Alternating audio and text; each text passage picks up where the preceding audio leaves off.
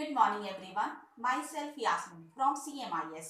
आज मैं आप लोगों को पढ़ाने जा रही हूँ हिंदी पार्ट 2 जब हवा चलती है। क्या पढ़ाने जा रही हूँ? हिंदी पार्ट 2 जब हवा चलती है। बहुत समय पहले की बात है। कर्नाटक के उत्तरी छोर पर एक किसान रहता था।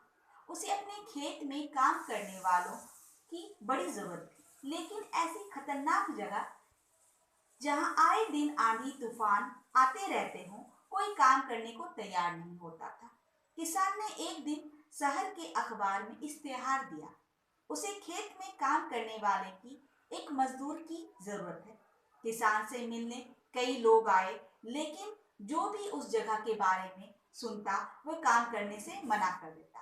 अतः एक सामान्य कद का पतला दुबला अधेड़ व्यक्ति किसान के पास पहुंचा। किसान ने उससे पूछा, क्या तुम इस परिस्थितियों में काम कर सकते हो? हाँ, बस जब हवा चलती है तब मैं सोता हूँ, व्यक्ति ने उत्तर दिया। किसान को उसका उत्तर थोड़ा अजीब लगा, लेकिन उसे कोई भी काम करने वाला नहीं मिल रहा था, इसलिए उसने व्यक्ति को काम पर रख लिया। मजदूर मेहनती था। वह सुबह से शाम तक खेतों में मेहनत करता था। किसान भी उससे काफी संतुष्ट था। कुछ ही दिन बीते थे कि एक रात अचानक ही जोर से हवा चलने लगी। किसान अपने अनुभव से समझ गया कि अब तूफान आने वाला है। वह तेजी से उठा, हाथ में लालटेन ली और मजदूर की झोपड़ी की तरफ दौड़ा। जल्दी उठो, देखते नहीं तूफान आने वाला है। इससे पहले सब कुछ तबाह हो जाए, कटी फसलों को बांधकर ढक दो और बारे के गेट को भी रस्सियों से बांध दो। किसान चीखा।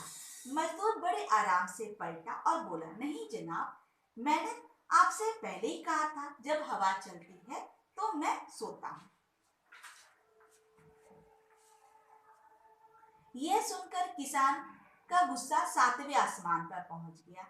उसके जी में आया कि उस मजदूर को गोली मार दे, पर अभी वो अपने तूफान से चीजों को बचाने के लिए भागा। किसान खेत में पहुंचा तो उसकी आंखें आश्चर्य से खुली रह गई। फसल की गांठें अच्छी से बंधी थी और त्रिपाल से ढकी भी थी। उसके गाय बैल बंधे हुए थे। मुर्गियां भी अपने दरबों में थी। बाड़ी का दरवाजा भी मजबूत रस्सियों से बंधा था। सारी चीजें बिल्कुल व्यवस्थित थी। नुकसान होने का कोई संभावना ही नहीं था। किसान अब मजदूर की बात की जब हवा चलती है मैं सोता हूँ समझ चुका था, और अब वह भी चैन से सो सकता।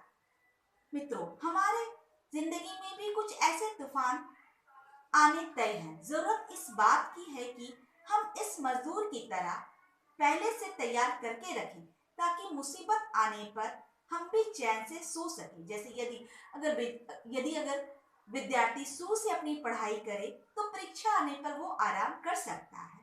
हर महीने बचत करने वाला व्यक्ति पैसे की आवश्यकता पड़ने पर निश्चित रह सकता है। इसी तरह हमें कुछ ऐसा ही करना चाहिए कि जब हवा चले तो मैं सोता हूँ। इसका अर्थ क्या होता है कि हम लोग को अपना काम सही समय पे करना चाहिए, ताकि बुरा वक्त आने पर हम लोग चैन से रह सके।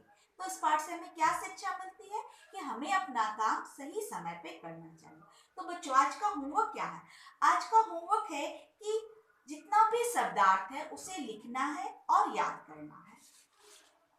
भाषा बोधनी में लिखित शब्दार्थों का समानार्थक शब्द, बहुवचन, ये सब आप लोग लिखने का अभ्यास करेंगे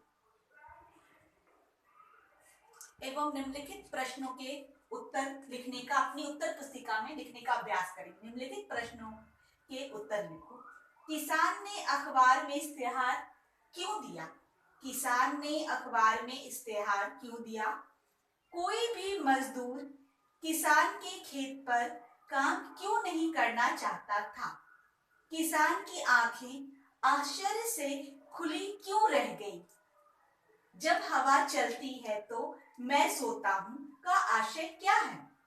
इस कहानी से हमें क्या शिक्षा मिलती है? मैं फिर से बोल रही हूँ। किसान ने अखबार में इश्तेहार क्यों दिया? कोई भी मजदूर किसान के खेत पर काम क्यों नहीं करना चाहता था? किसान की आंखें आश्चर्य से खुली क्यों रह गई? जब हवा चलती है तो मैं सोता हूँ का आशय क्या है? इस कहानी से हमें क्या शिक्षा मिलती है? इसे लिखने का अभ्यास करेंगे। Thank you.